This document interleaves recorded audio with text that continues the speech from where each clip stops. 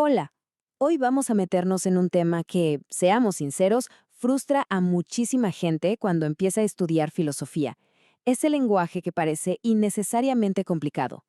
Pensemos en esto como una guía, una especie de detector para identificar cuándo la complejidad es solo una cortina de humo y no una señal de que hay una idea profunda detrás. Es especialmente útil para quienes recién están empezando en este mundo. Seguro que sí. Y si la respuesta es sí, que no quede duda. No es un problema de falta de capacidad. El tema es que a veces el lenguaje académico se usa no para aclarar las cosas, sino todo lo contrario, como para intimidar. El objetivo de este análisis es justamente dar algunas herramientas para poder ver a través de esa niebla. Este va a ser nuestro mapa de ruta. Primero, vamos a distinguir entre lo que es difícil y lo que es simplemente complicado. Después nos metemos de lleno con 3 errores muy comunes: ocultar la pregunta de fondo, poner reglas para evitar el debate y confundir el uso de jerga con ser riguroso. Al final, vamos a ver por qué la claridad es, en realidad, una tremenda fortaleza. Empecemos. Ok, lo primero es lo primero. Hay ideas filosóficas que son difíciles, pero genuinamente difíciles. ¿Por qué? Porque nos obligan a cuestionar cómo vemos el mundo. Pero otra cosa muy distinta es agarrar una idea simple y enredarla con un lenguaje que nadie entiende. Nuestro foco hoy es aprender a distinguir una cosa de la otra.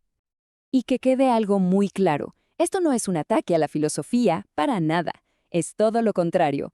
Es una defensa del pensamiento riguroso y a la vez una herramienta para que como estudiantes podamos exigir y también practicar la claridad. Porque ahí, en la claridad, está el verdadero corazón del quehacer filosófico.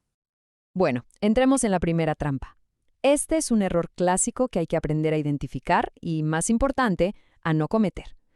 Consiste en tomar una pregunta fundamental, a veces súper simple, y vestirla con tantos términos técnicos que se vuelve casi irreconocible.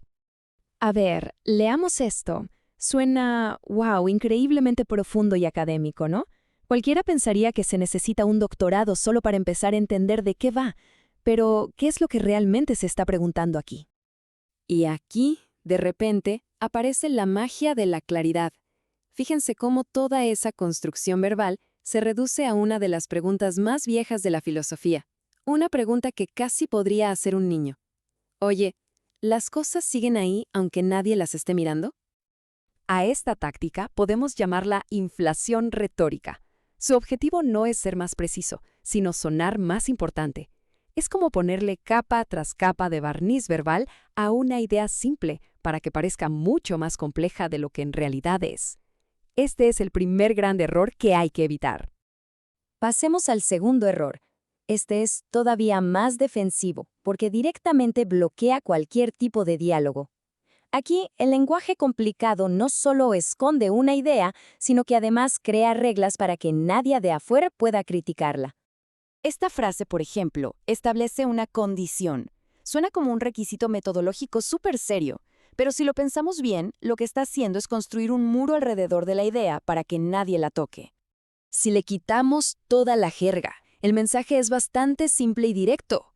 No se puede debatir conmigo a menos que acepten mis premisas sin cuestionarlas. Y eso, por supuesto, no es un debate. Es un monólogo con una invitación a escuchar. Esta analogía lo deja clarísimo. Es absurdo.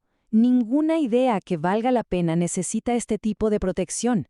Al contrario, una teoría fuerte tiene que ser capaz de resistir críticas externas, no de prohibirlas. Entonces, el punto clave es este.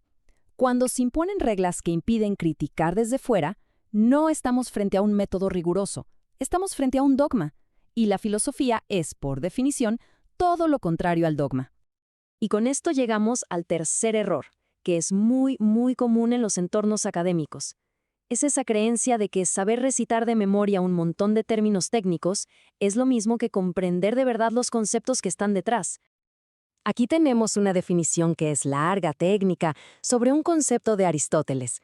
A ver, memorizar esto para un examen es una cosa. ¿Pero de verdad significa que se ha entendido la idea de fondo? Miren qué distinto se siente así. La idea fundamental es simplemente una generalización que hacemos a partir de casos particulares. Es un proceso mental que de hecho usamos todos los días. Explicado de esta forma, el concepto cobra vida, se vuelve útil. Y aquí está la clave de todo. La filosofía no es un juego de trivia. El verdadero entendimiento no se demuestra recitando una definición, sino siendo capaz de explicar esa misma idea con palabras propias, con ejemplos nuevos. Memorizar es en realidad lo opuesto a pensar filosóficamente. Muy bien, ya hemos visto 3 errores bastante comunes. Ahora demos un paso atrás y miremos el panorama completo. ¿Qué tienen en común estos 3 errores? Que todos siguen un patrón muy claro, el patrón del oscurantismo. Este patrón es como una receta para la oscuridad en 3 simples pasos. Paso 1. Se infla algo trivial para que parezca importante. Paso 2. Se confunde el rigor con el simple uso de jerga. Y paso 3. Se defiende lo indefendible, insistiendo en que toda esa complejidad era necesaria. Y a esto justamente se le llama oscurantismo. Su objetivo no es comunicar, es proteger. Es un mecanismo de defensa para que una idea simple parezca profunda, o para que una idea débil no pueda ser atacada tan fácilmente. Entonces, ¿cuál es el antídoto contra todo esto?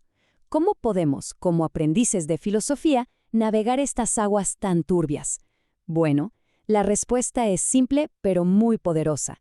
Hay que valorar y exigir la claridad. Siempre. Esta frase es un resumen perfecto. La necesidad de usar un lenguaje en código para parecer profundo no es una señal de inteligencia, sino más bien de inseguridad intelectual. El verdadero reto intelectual y la señal de un dominio real sobre cualquier tema no es hacerlo más complicado, sino todo lo contrario, ser capaz de explicarlo de la manera más simple posible. Una idea fuerte no necesita esconderse. Un pensamiento fuerte siempre busca la luz.